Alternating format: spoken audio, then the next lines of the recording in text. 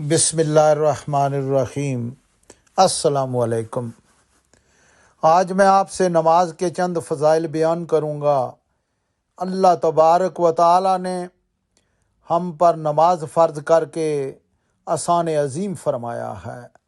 حضرت ابو ذر غفاری رضی اللہ تعالیٰ عنہ سے روایت ہے کہ نبی علیہ السلام نے فرمایا کہ جب مسلمان بندہ نماز پڑھتا ہے اور اللہ کی رضامندی کا ارادہ کرتا ہے تو اس کے گناہ اس طرح گرتے ہیں جیسے درخت سے پتے جڑتے ہیں۔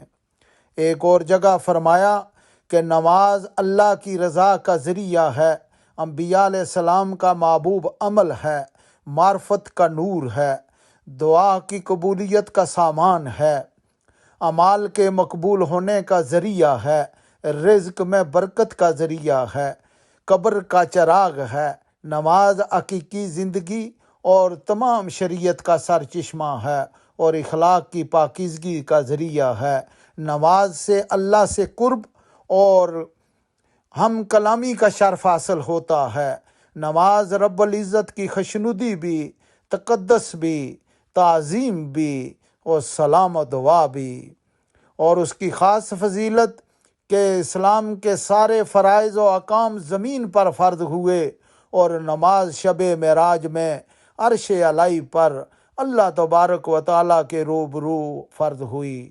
حضرت عیسیٰ علیہ السلام کا ایک واقعہ میں آپ سے شیئر کرنا چاہتا ہوں کہ حضرت عیسیٰ علیہ السلام دریا کے کنارے جا رہے تھے کہ اچانک آپ کی نظر ایک سفید نورانی رنگ کے جانور پر پڑی، تو دیکھتے کیا ہیں کہ وہ دریا کے کنارے میلی کیچڑ میں بیٹھا ہوا ہے، جس سے اس کا سارا بدن میلا ہو گیا ہے۔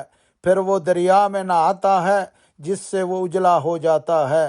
یہی عمل وہ 5 مرتبہ کرتا ہے تو حضرت عیسیٰ علیہ السلام کو جانور کے اس فعل سے تعجب ہوتا ہے، تو حضرت جبرائیل علیہ السلام حاضر ہوتے ہیں اور بتایا کہ یہ جانور جو آپ کو دکھایا گیا ہے یہ امت محمدیہ کے نمازیوں کی مثال ہے، یہ کیچڑ ان کے گناہوں کی مثال ہے اور دریا ان کی نمازوں کی مثال ہے۔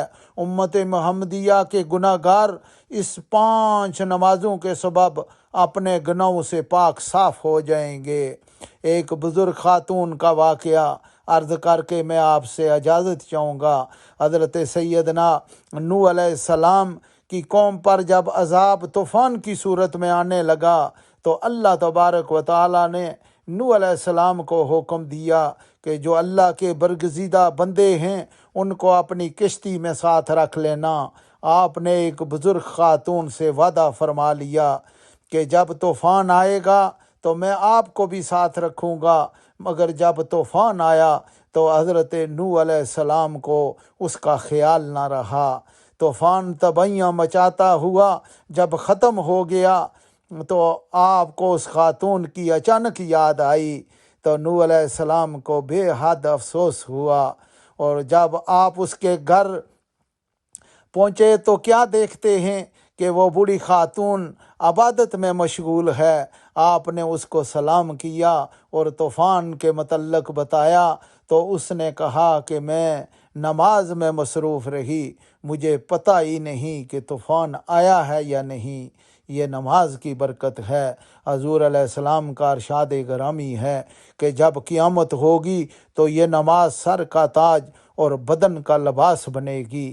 یہی نماز اس کے اوپر صاحبان کی طرح ہوگی، پل صراط سے گزرنے کا ذریعہ ہوگی۔ اللہ تبارک و تعالی ہم سب کو نماز قائم کرنے اور دوسروں کو بھی تلقین کرنے کی توفیق عطا فرمائے۔